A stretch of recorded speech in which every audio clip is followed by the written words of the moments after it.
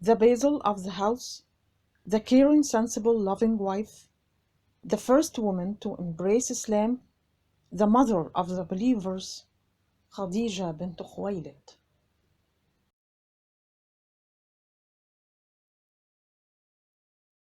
Muhammad was pleased with what his uncle had told him of Khadijah's talk. His uncle advised him to go to her house to see what she would order. So he went to her. He found a spacious house with two large floors and a wide door, which implied to those who saw it the greatness of its owners. He found many people coming in and out, some old, some young, some women, and some men.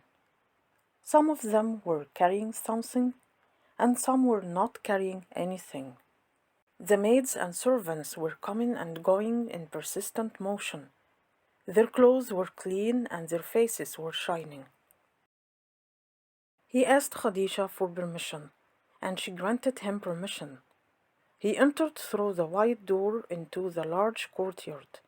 Then the servant walked with him to one of the rooms and led him to it. He found a spacious room furnished with precious carpets covered with wonderful types of rugs, and on its walls were delicate engravings and beautiful pictures. Then he sat in one side of the room and waited. He had not stayed there for a long time before a woman with a round face, wide eyes, long hair, penetrating eyes, white skin, and a broad smile covered her lips, entered the room. She was wearing a dress of pure silk, embroidered with beautiful buttons. On her feet were sandals made of expensive leather, a jeweled necklace around her neck, and a pearl earring hanging from her ear. He stood and greeted her and returned her greeting. Then she allowed him to sit and sat away from him. She had almost forgotten the dream she had had years ago, which her cousin Waraq ibn Nawfal interpreted to mean that she would get married and her husband would be a prophet. But when she saw Muhammad, she remembered that dream and felt that she was living in it, as if she was asleep, seeing that sun that entered her house and that light that flooded the house overflowed over what was around it and was extending to submerge the entire world. She felt that she was in front of a young man of prestige, majesty, and strength of mind.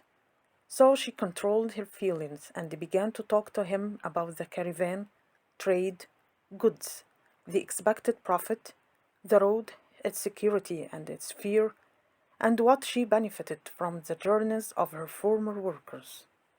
She enumerated for him the stages that camels would pass on the way, the stops at which they would stop and take supplies from, the tribes she would trade with along the way, and her customers who would prefer her trade in the Levant and be interested in it. He was silent. He listened to her talk and let her speak until she finished. So he got up and greeted her. Then he left for his house, and she kept thinking about what she had seen. She found that Muhammad was as people described him and above what she had heard. Then she found love and compassion for him in her heart.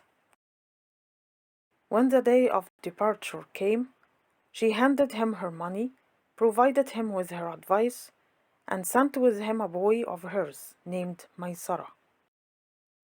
She ordered Maysara to obey him and carry out his command. She bid farewell to him as she bid farewell to the others departed. Then she stood watching the caravan as it moved away until it was out of sight, heading to the north, while Muhammad was on his camel and Maysara was next to him on another camel.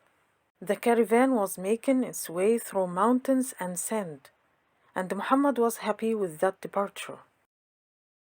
He spent his night looking at the sky, pondering the work of Allah and His ability, the order of this spacious area, and the lights in it that shone here and there, as if they were eyes looking at each other.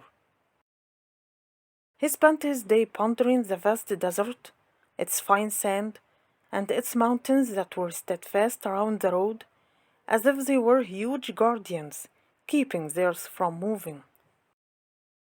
The caravan was speeding up on its way to its destination, and Khadijah was thinking about that sun which she had seen in her vision a long time ago entering her house.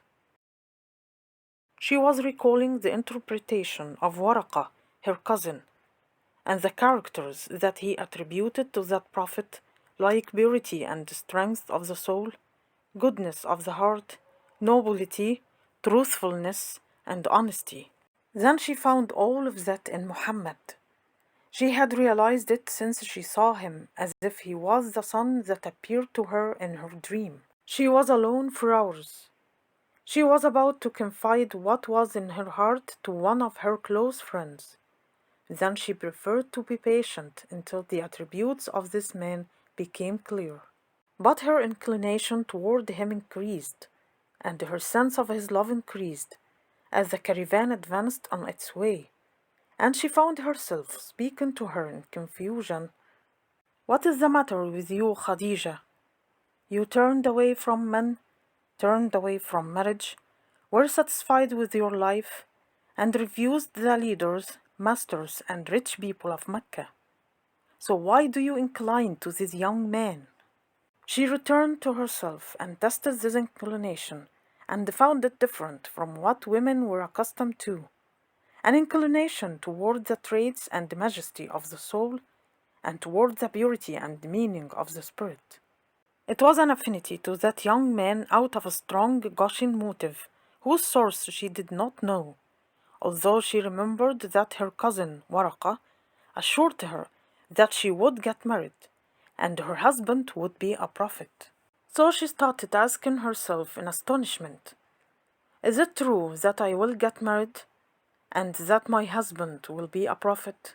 Then she continued with her questions. Could this young man be the prophet that Waraqah had given good tidings about? If not him, who else would it be? She tried to distract herself from these thoughts, ruling out that she would accept marriage after she had rejected it for 20 years. But if she turned away from these thoughts, she would concern herself with the caravan, what was in it, and who were in it. Thus those thoughts would return to her more intensely than they had been when her thinking reached Muhammad, what he took and what he left. In fact, she began to think about what she would do if he returned. The caravan came back, and Khadijah saw and heard many wonders about Muhammad. So what will she decide now? That story will be told in our next episode.